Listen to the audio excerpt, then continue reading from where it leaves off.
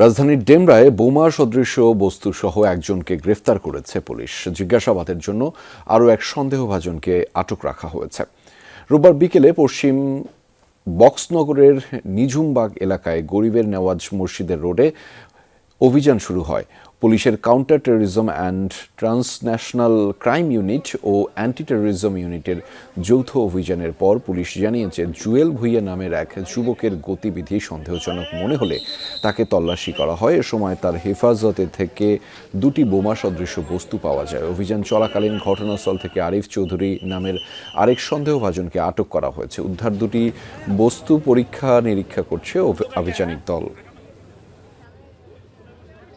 বোমা সদৃশ কিছু বস্তু পাওয়া গেছে। পরে সে জানতে পারলাম যে বোমা পাওয়া গেছে দুটি, যার মধ্যে একটি অলরেডি নিষ্ক্রিয় করা গেছে। বাসায় যাচ্ছিলাম, দেন আমি দেখতে পাই যে মানুষের ভিড়, জানতে পারলাম যে বোমা সহ দুইজনকে আটক করা হয়েছে।